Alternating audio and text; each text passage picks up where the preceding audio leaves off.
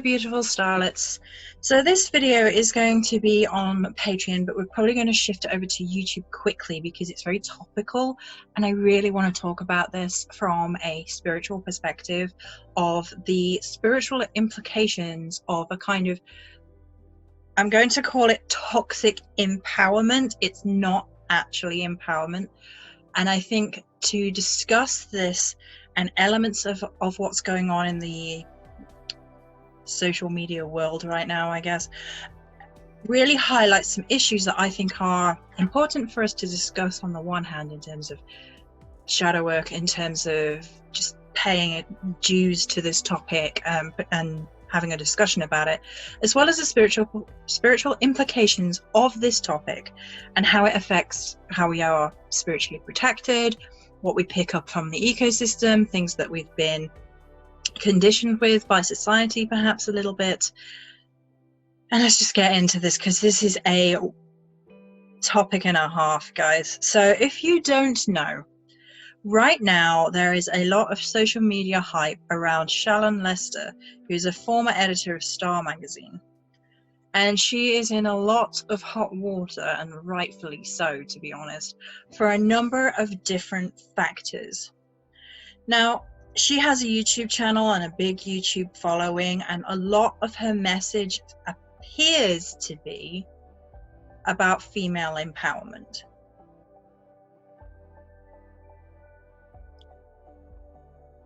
There's a lot of tone around what is being said, which I don't feel is empowerment. It has a mean girl vibe to it. And there is a number of different elements that I have real issue with, and some of it we're going to spend more time on. But another issue is that she has attacked certain people, and one of them was Selena Gomez, and she's just attacking this woman over and over and over again, going on about her mental health, making fun of her abuse problems, substance abuse problems, and she has also been racist. And these are massive issues. They're not the main issue I want to discuss today, and you'll see why in a minute. But she's basically somebody who drama leeches off negativity, and as a former editor of the Star magazine, it's no surprise to know that sort of drama leechy media sells. But there is a number of things here where she is seeking to empower, quote unquote, because I don't think she really is, but at the same time she seeks to disempower men. She claims that men don't have the right to talk about mental health, at the same time as making fun of other people's mental health. She belittled Pete Davidson for he discussed publicly about having suicidal thoughts, and her quote was that men who are like this don't get to keep on dating.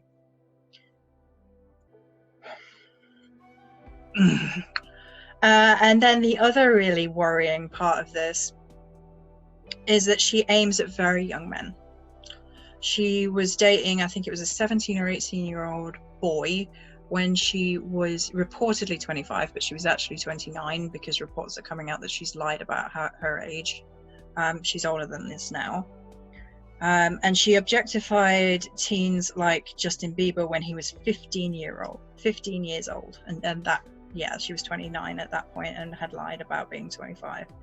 And she had posted all of these like sexually suggestive tweets and things, which has since been removed, aimed at Justin Bieber, about sex dreams about when he was 15, and it was unpleasant as somebody who has survived through abuse and has overcome that.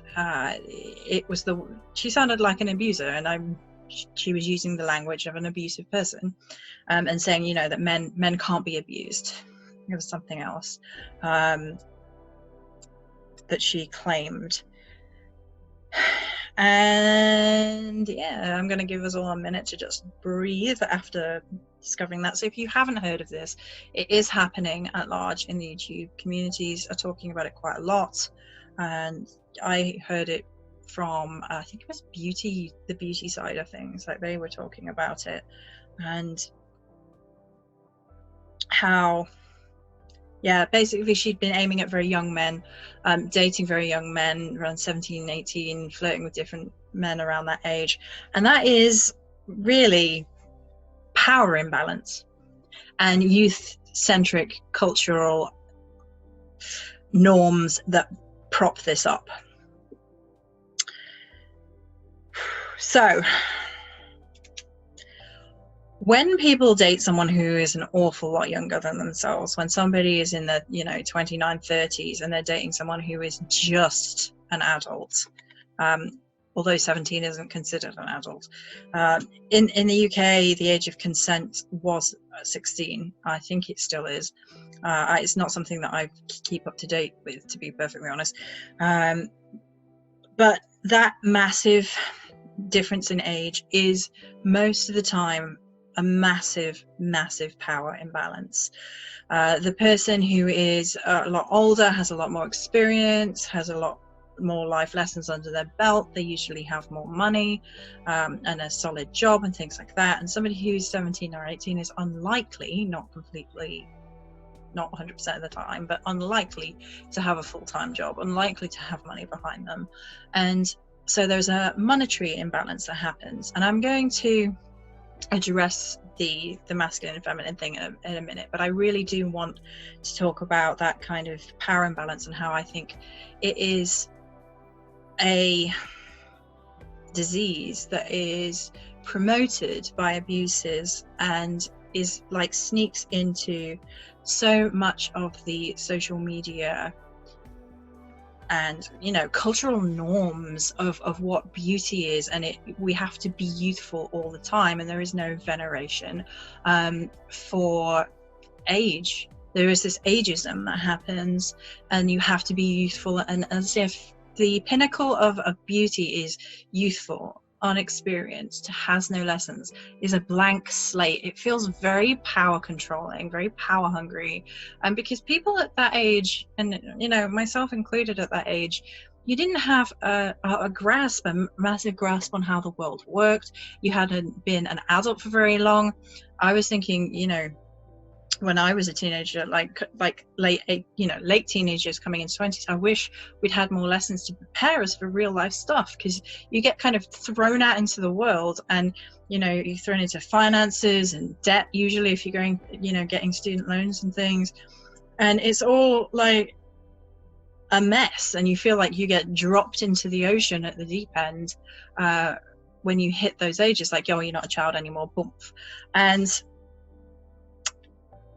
I would just want to draw attention to the fact that people dating someone who's 17 or 18, that's the same age difference as between 15 or 16 or 12 and 13. It's 1 year difference, and it's not suddenly like massively different in terms of development than 15, 16. 16, 17 is not massively different, and so that creeps me out a little bit. It's always creeped me out, people going out for people that are much younger than them. I mean, I'm not saying that there aren't genuine relationships that happen sometimes with big age differences. Like, age differences happen. I think when, for me personally, where I am, like 5 years either side is kind of like the limit-ish for me. I would go maybe older, but maybe a bit, and I have gone above that. I have dated 10 years outside of my own, upwards, older than myself, but only at the point where I was in my late 20s, so having more of mid 20s, so I had more of a sense of self by that point, and more experience under the belt of life. And power imbalance is something to pay attention to when we're talking about in terms of spiritual energy, because there is a predatory nature of some abuses within our society that prey on youth, They prey on young people. They prey on the inexperience of people. They want power over them. And honestly, people who are obsessive about having someone younger, it feels like they want the power over that person. They want to be able to manipulate them. They want to be able to use all of their experience and have all the power in the relationship, which is not about love. It's about control. And that's like a predatory thing that happens. To be honest with you, it reminds me of almost like it's like when you listen to pedophiles being interviewed or anything, they like shame kids who are getting older, right? They shame the aging process, and other people shame the aging process. It's just that people are above the age of consent, and some of these people, for people like who Shallon Lester went after, they are just over the age of consent, which is, it creeps me out. And like people like counting, like I remember people counting down to like Emma Watson being legal age, and that whole thing made me feel sick to my stomach. That, oh, she's not a child anymore, she's fair game. And it's that kind of predator vibe that just and it's invasive in society, that men are expected to be the chaser, the predator, and women are expected, that we're talking broadly, expected to be like prey, and you get conditioned into these ideas, which is where this toxic empowerment comes in, that people who are women and who are abusers then switch the narrative by using that narrative that men can't be abused because men are the predators, right? In that system of control, in that diatribe, that men don't have mental health problems, men don't have the right to talk about mental health problems, men are predators, they can't be abused. That's taking that pre-existing toxic culture and switching it around to get away with that sort of behavior. And it's creepy as fuck, to be honest. And it's all about power imbalances.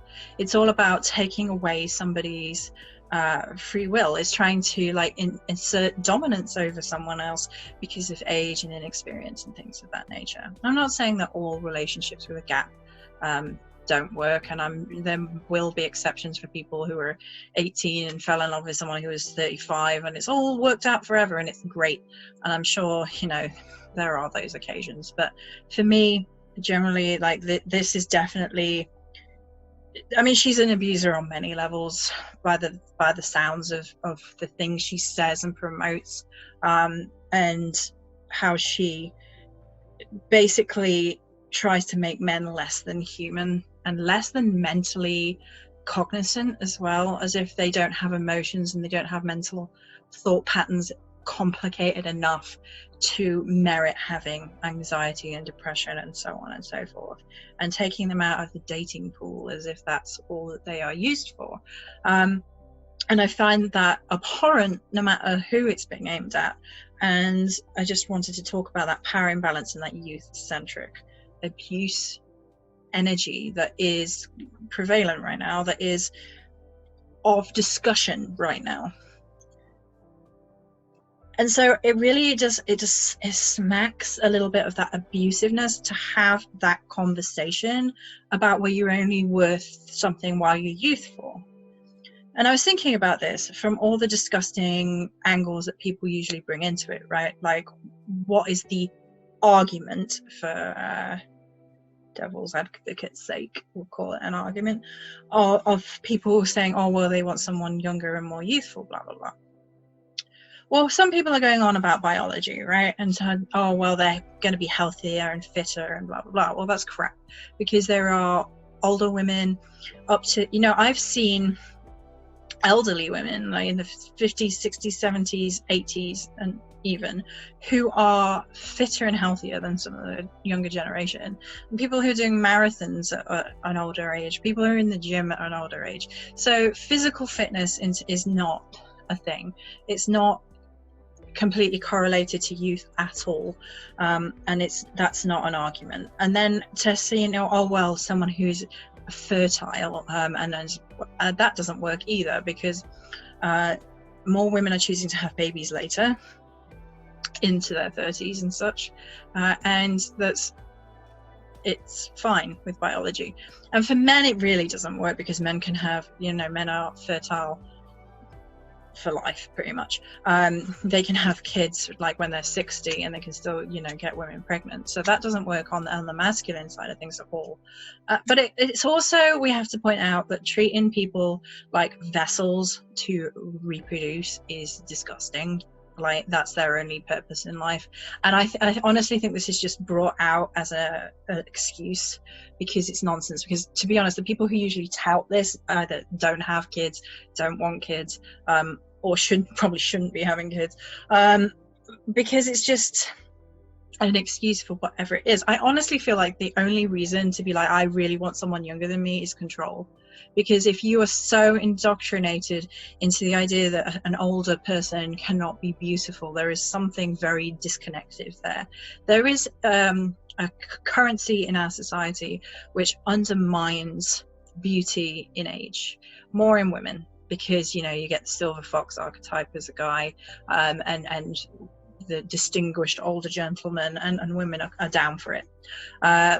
And I mean, clearly not this woman, but generally speaking, there is an appreciation for the the silver fox and whatever, for the older gentleman.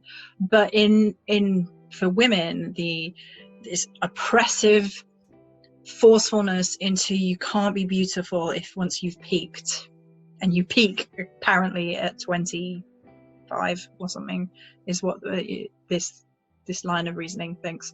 And it's all, and there is a lot of big business built around this, like selling the idea of youth, the surgery of creams, anti-wrinkle creams, you've got to stay young or your man's not going to want you anymore.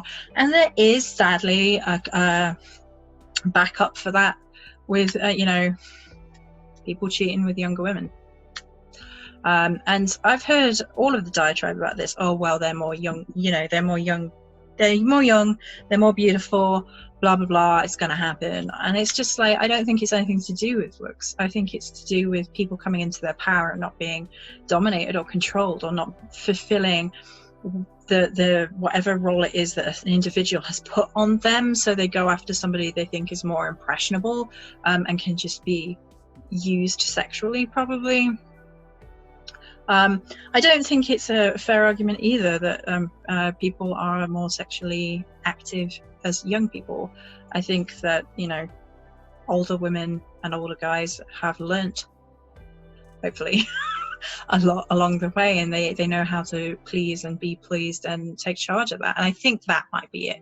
Like, they are like empowered in their sense of self about what empowers them sexually, so they're not afraid to ask for it, maybe, or they're not afraid to have that discussion and about what they might like, and that they're firm in their sense of self, whereas a younger person may not be as fluent in the language of their body yet, so they might be more eager to just do whatever the other person wants. And again, power imbalance.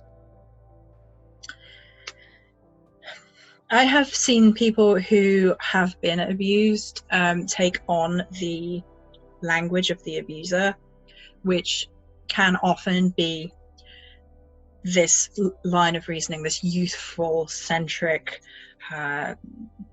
brainwashing, that if you get to a certain, after a certain age, you have no value. After you start to look older, you have no value. You're not beautiful anymore.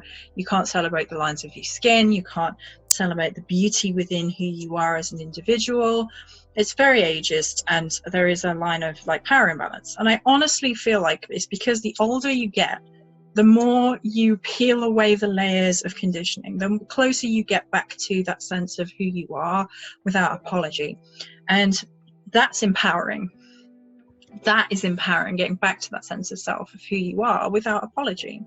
And to only focus on, the youthful who are maybe not quite as far along their path of self-discovery yet, is to look for someone who is less certain about themselves, to look for someone who is less self-assured, less authentic, less empowered, less sure of who they are, and easier to manipulate by those who are seeking to do so.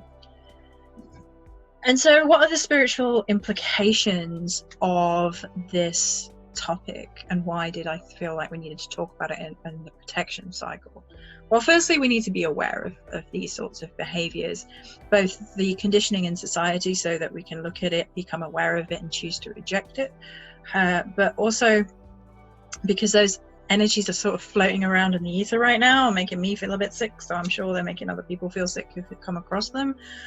There has been an increase, of course, because of the pandemic. There has been an increase in domestic violence, and that's it. I mean, domestic violence figures usually tend to get aimed at women, but there will be a increase against guys too.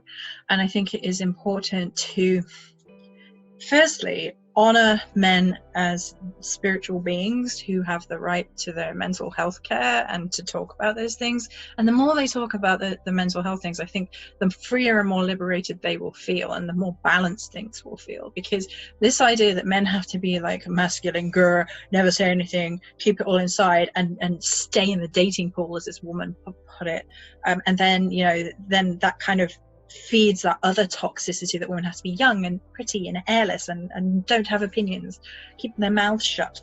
I think those two things are actually in symbiosis of toxicity, like the lack of empowerment between both of those archetypes, like negative archetypes, like the indoctrination of these archetypes within our society of what gender roles are supposed to be. And I feel like they feed one another, and they are they're problematic on 100 different ways for people. So to be aware of them, to reject them. In terms of protecting yourself as well, if these things are like becoming more of an issue, especially as the focus is upon us on the shadow right now, with the lockdown being in effect and it giving more ample opportunity for these things to seep in.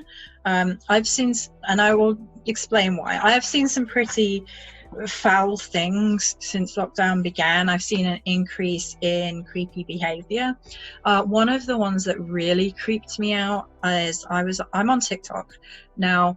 I look quite youthful for my age. It's one of the only things my biological mother gave to me, for better or worse.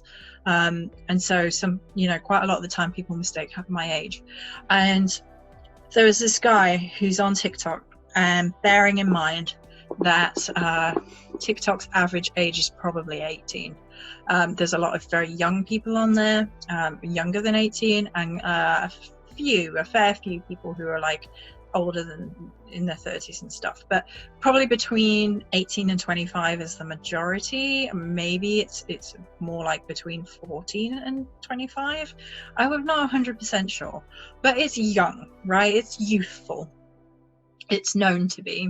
And there was this guy who started following me, and his entire reason to be there as an older than 50s gentleman was to be a sugar daddy and find a sugar mama who he can take care of and spoil and give money.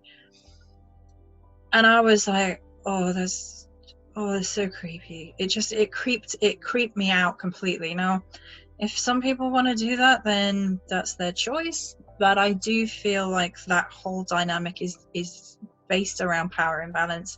It's basically money for sex, by any other name, in most cases, not in all, but in most. And it's aimed at the young, who have less money and more debts and more problems and things of that nature, and it is a power imbalance and can get quickly into the abuse cycle. Like people have had real issues like in those cycles, and it's quickly turned nasty. So I have noticed that is something I have never seen before. And I was just like, and it creeped me out. It gave me the heebie-jeebies. I'm not gonna lie, it really did. It made me feel so unsettled. And then all this news about this woman who is basically predatory around very young men, and then claiming that they can't be abused. I was just like, they absolutely can. that, you know, abuse is not gender specific. It's not age specific either, but there is always a power imbalance.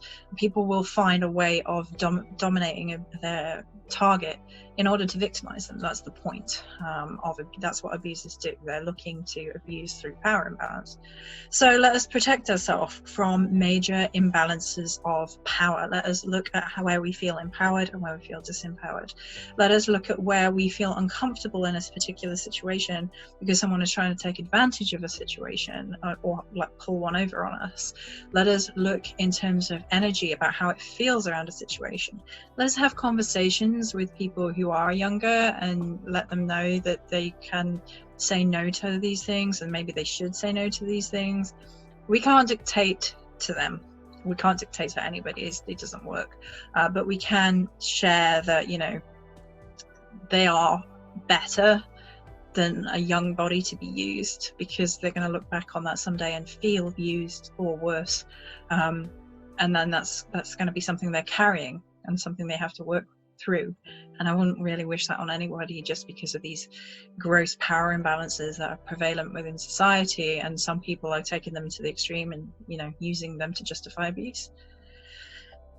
So that's it, guys. I really wanted to talk about this issue. I really wanted to discuss it with you guys. I thought it was really important. You know, I'm trying to be respectful, so please try and be respectful back. It's been a really weird energy today for people not being. Again, lockdown symptoms.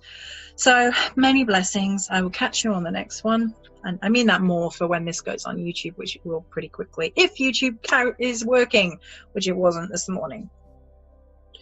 So depending on that, it depends when this goes up. So that's it. Many blessings. Catch you next time.